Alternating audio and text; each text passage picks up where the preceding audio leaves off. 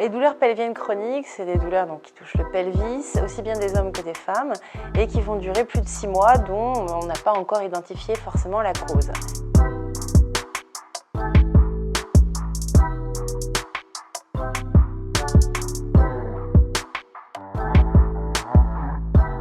Il y a plein de causes. Bien sûr, il y a des causes parfois organiques, comme l'endométriose, dont on parle beaucoup en ce moment, mais c'est une petite proportion. Je reçois quasiment 40% d'hommes, et finalement, il peut y avoir plein d'autres causes. Il peut y avoir des causes osseuses ou articulaires, comme les coccygodinies. Il y a la problématique des douleurs musculaires, avec notamment le syndrome du piriforme, qui donnent des douleurs fessières, qui vont irradier un petit peu parfois dans les organes génitaux. Il y a les douleurs neuropathiques. Alors ça, à Nantes, on connaît bien, avec les critères de Nantes qui permettent de diagnostiquer la névralgie pudendale par syndrome canalaire. Il peut y avoir des problématiques vasculaires, de varices pelviennes. Et puis, il y a les problématiques plus viscérales.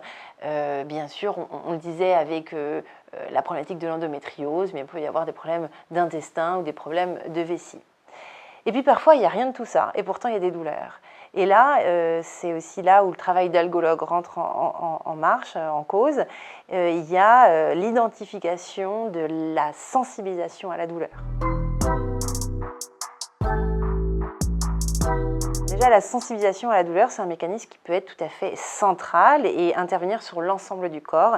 C'est une sorte de dérégulation de nos systèmes de perception à la douleur qui, bien sûr, ont des capteurs et puis qui ont aussi des contrôles qui freinent. Eh bien, il y a des patients pour qui les capteurs sont trop sensibles et les contrôles inhibiteurs sont inefficaces. Soit par épuisement parce qu'ils ont eu des causes de douleur trop répétées, trop longues dans le temps, et ça peut être le cas avec l'endométriose, qui débouche sur une hypersensibilité.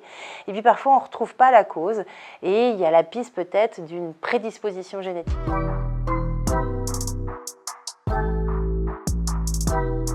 Donc depuis 2018, on peut utiliser les critères de convergence PP avec un S, convergence, qui permettent effectivement d'identifier en 10 questions ce phénomène d'hypersensibilisation dans la sphère pelvienne. C'est depuis 2018 un questionnaire qui a été validé sur le plan psychométrique et aussi récemment sur le plan neurophysiologique. Donc un outil fiable et utilisable en pratique courante. La plupart du temps, il faut une prise en charge pluridisciplinaire. Il faut des spécialistes d'organes, qui vont être en capacité d'opérer l'endométriose quand il y en a une, d'opérer la problématique urologique, digestive. Et puis, il faut toute une équipe pour traiter l'hypersensibilité. Dans l'hypersensibilité, souvent, il va y avoir un travail à faire dans le corps. Donc, on a besoin de kiné pour essayer de redonner de la mobilité. C'est surtout une remise au mouvement qui est nécessaire. On a besoin de psychothérapeutes parce qu'il y a beaucoup d'appréhension. Il y a souvent de l'anxiété et de la dépression même qui peut s'installer. Il y a aussi une contingence très importante de stress post-traumatique dans cette population qu'il faut traiter.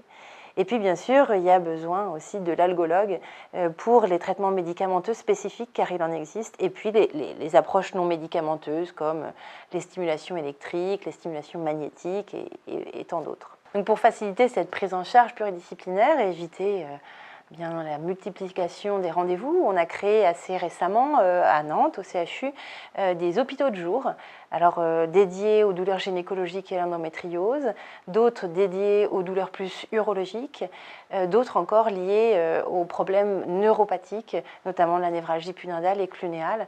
Et voilà, ça permet de regrouper effectivement des spécialistes d'organes, des spécialistes de la douleur, des psychologues, des kinés et des infirmières.